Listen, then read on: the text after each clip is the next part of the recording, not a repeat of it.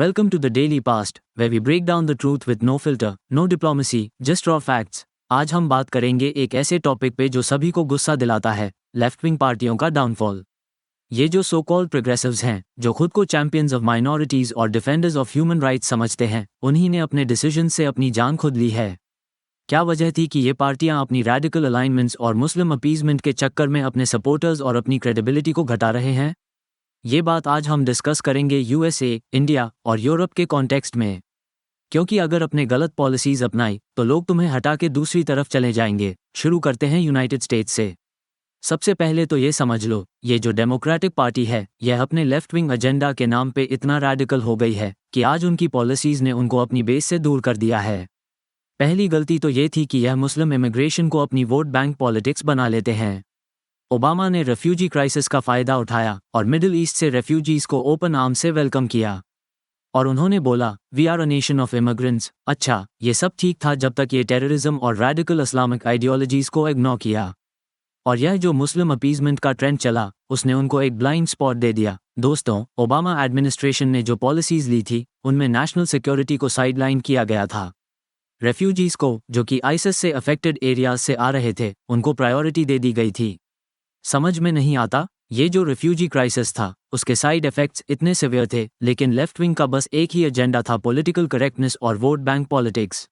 फिर ट्रंप आए और उन्होंने बोला, अमेरिका फर्स्ट, जो कि लोगों को क्लियरली समझ में आया। ट्रंप ने एक मुस्लिम बैन लगा दिया और लेफ्ट विंग वाले पूरी तरह से उनके अगेंस्ट जा रहे थे। लेकिन यह अपनी इलेक्टोरेट को समझ नहीं पाए कि जब आप नेशनल सिक्योरिटी को इग्नोर करते हैं तो देश की सिक्योरिटी पर सवाल उठता है। ये जो रैडिकलिज्म का थ्रेट था, लेफ्ट विंग ने उसको डाउनप्ले किया और आज वही बैकलैश उन्हें भरी पड़ रहा है। और सबसे बड़ी गलती यह थी रैडिकल मुस्लिम आइडियोलॉजीज को सॉफ्ट अप्रोच से देखना।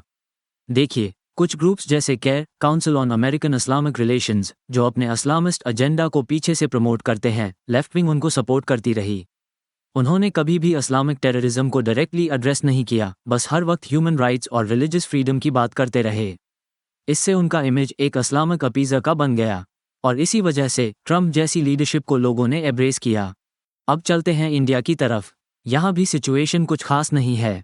लेफ्ट विंग पार्टियाँ, खास करके इंडियन नेशनल कांग्रेस और कुछ रीजनल पार्टियाँ, ने अपनी सेक्युलरिज्म को इतना डिस्टॉर्टेड किया है कि आज उनका सपोर्ट हिंदू मेजॉरिटी के बीच खत्म हो गया है।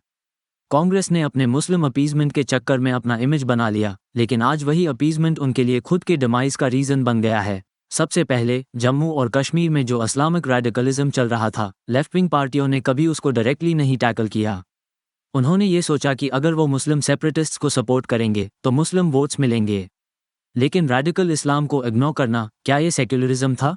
यह वो गलती थी जिससे आज बीजेपी का एजेंडा हिंदू नेशनलिज्म के नाम पे और स्ट्रांग हो गया। लेफ्ट विंग की सेक्युलर पॉलिसीज़ को लोगों ने नेशनल सिक्योरिटी के खिलाफ समझा और यह वोट बैंक पॉलिटिक्स उनको आइसोलेशन तक ले गई। और फिर आया CAA, सिटीजनशिप अमेंडमेंट एक्ट, जो स्पेसिफिकली उन माइनॉरिटीज़ को टारगेट कर रहा था जो पाकिस्तान, बांग्लादेश और अफगानिस्तान से आ रहे थे। लेफ्ट विंग ने इसको एंटी मुस्लिम बना दिया, जबकि यह पूरी तरीके से ह्यूमैनिटेरियन लॉ था। इन्होंने अपने वोट बैंक के लिए इस्लामिक ग्रुप्स के प्रेशर में आकर अपनी सेक्युलरिज्म को हाईजैक कर दिया। लेफ्ट विंग ने यह कभी नहीं सोचा कि रैडिकल इस्लाम का थ्रेट कितना सीरियस हो गया है।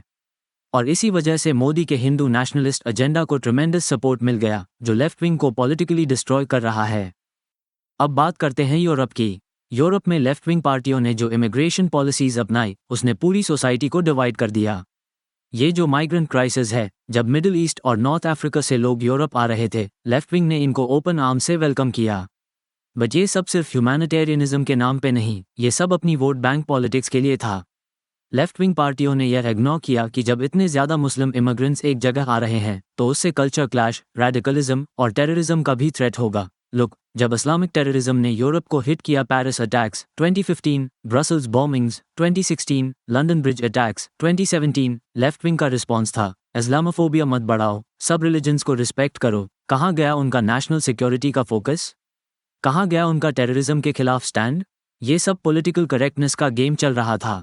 यूरोप की पॉपुलेशन को समझ में आया कि अगर रैडिकल इस्लाम का थ्रेट होगा तो सबसे पहले ये वीक पॉलिसीज चेंज करनी पड़ेंगी। लेफ्ट विंग ने इस थ्रेट को कभी डायरेक्टली टैकल नहीं किया और उनका यह इस्लामिक अपीजमेंट का एजेंडा उनके लिए डिजास्ट्रस साबित हुआ। और यह जो मल्टीकल्चरलिज्म का एजेंडा था, ये भी फेल हो गया। जब आप इस्लामिक रेडिकलिज्म को समझते नहीं और मल्टीकल्चरलिज्म के नाम पे सबको इंटीग्रेट करते हो तो आपका सोसाइटी टूट जाता है। और यह जो लेफ्ट विंग की एपैथी थी उसने राइट विंग पॉपुलिज्म को ज़्यादा स्ट्रॉन्ग बना दिया। Marine Le pain in France, the AFD in Germany and UKIP in the UK, इन्होंने ये सारा स्पेस ले लिया क्योंकि इन्होंने इस्लामिक एक्सट्रीमिज्म को फेस करना शुरू किया और लेफ्ट विंग वाले बस पॉलिटिकल करेक्टनेस में फंसे रहे। आज हम देख रहे हैं कि यूरोप और US में राइट विंग पॉपुलिज्म का राइज हो रहा है और इसका मेन रीज़न ये है लेफ्ट विंग पार्टियों ने रेडिकल इस्लाम को अंडरएस्टिमेट किया और मुस्लिम अपीजमेंट को अपना एजेंडा बना लिया। जैसे मरीन ले पेन फ्रांस में, AFD जर्मनी में और UKIP UK में, इन्होंने ये पूरा स्पेस ले लिया क्योंकि इन्होंने इस्लामिक एक्सट्रीमिज्म को डायरेक्टली फेस करना शुरू किया और लेफ्ट विंग बस अपने पॉलिटिकल करेक्टनेस में उलझी रही। ये पार्टियां ओपनली बोल रही हैं कि अगर इस्लामिक रेडिकलिज्म को कंट्रोल नहीं किया गया तो पूरी सोसाइटी में कल्चरल लड़ाई हो जाएगा। और यही रीज़न है कि राइट विंग पॉपुलिज्म को इतनी ट्रेमेंडस पॉपुलैरिटी मिल रही है। ये डायरेक्ट और स्ट्रॉन्ग स्टांस ले रहे हैं और लेफ्ट विंग बस अपनी सॉफ्ट अपीजिंग पॉलिसीज़ के साथ डिस्क्रेडिट हो रही है। ये राइट विंग लीडर्स जो नेशनल सिक्योरिटी और इस्लामिक रेडिकलिज्म को सबसे पहले इंपॉर्टेंस देते हैं, उनको मेन स्ट्रीम मीडिया और लेफ्ट विंग थिंकर्स का ऑपोजिशन ज़रूर मिलता है, लेकिन पब्लिक सपोर्ट उनके साथ है। Trump, Brexit, Marine Le Pen, Salvini, इन सब ने एंटी इमिग्रेशन, एंटी रेडिकलिज्म का स्टांस लिया और लोग समझ गए कि यह जो इस्लामिक एक्सट्रीमिस्ट्स हैं उनको इग्नोर करना एक पॉलिटिकल सुसाइड है। इन नेताओं ने अपने देशों की कल्चरल आइडेंटिटी को प्रोटेक्ट करने की बात की और लेफ्ट विंग का मुस्लिम अपीजमेंट और मल्टीकल्चरलिज्म का एजेंडा खत्म हो गया। आज अगर आप यूरोप या US में देखें तो राइट विंग पॉपुलिस्ट पार्टियों को बड़ा सपोर्ट मिल रहा है क्योंकि वो लोग डायरेक्टली कन्फ्रंट कर रहे हैं जो लेफ्ट विंग ने इग्नोर किया, रेडिकल इस्लाम, टेररिज्म और सिक्योरिटी थ्रेट्स। ये जो अपीजमेंट पॉलिटिक्स थी लेफ्ट विंग की, उनके लिए एक पॉलिटिकल डेथ नेल बन गई है। आज के दिन में अगर आप अपने नेशनल सिक्योरिटी को प्रायोरिटी नहीं बना रहे तो आप अपने वोटर्स का ट्रस्ट लूज कर रहे हैं। तो दोस्तों, आज का जो एनालिसिस है वह ये क्लियर करता है कि लेफ्ट विंग पार्टियां अपनी रेडिकल अलाइनमेंट्स और मुस्लिम अपीजमेंट के चक्कर में अपने खुद के डाउनफॉल की वजह बन गई हैं। जब तक ये अपनी पॉलिसीज़ को रिफॉर्म नहीं करेंगे, जब तक ये रेडिकल इस्लाम के थ्रेट को एड्रेस नहीं करेंगे, ये पार्टियां अपनी रेलेवेंस खोते जाएंगे। आज जहां पॉपुलिस्ट राइट विंग पार्टियां अपने नेशनल सिक्योरिटी को प्रायोरिटी दे रही हैं, लेफ्ट विंग बस वोट बैंक पॉलिटिक्स के चक्कर में पड़कर अपनी क्रेडिबिलिटी खो चुकी है। आज अमेरिका में, इंडिया में और यूरोप में राइट विंग का राइज ये दिखाता है कि लोग रेडिकल आइडियोलॉजीज को टॉलरेट नहीं करेंगे। इस्लामिक रेडिकलिज्म को इग्नोर करना या मल्टीकल्चरलिज्म के नाम पर सब कुछ अलाउ करना, यह एक रेसिपी फॉर डिजास्टर है। आज दुनिया भर के वोटर्स ये समझ रहे हैं कि अगर अपनी कल्चर, अपनी सिक्योरिटी और अपनी फ्यूचर को प्रोटेक्ट करना है तो ये सॉफ्ट अप्रोच नहीं चलेगी। ये टफ पॉलिसीज़ होनी चाहिए जो इस्लामिक एक्सट्रीमिज्म को डायरेक्टली फेस कर सकें। लेफ्ट विंग का मुस्लिम अपीजमेंट उनके लिए एक पॉलिटिकल लायबिलिटी बन गया है। जब तक ये अपने प्रिंसिपल्स को बदलते नहीं, जब तक ये अपनी नेशनल सिक्योरिटी और कल्चरल आइडेंटिटी को वैल्यू नहीं करते, उनका डाउनफॉल और बड़ा होगा।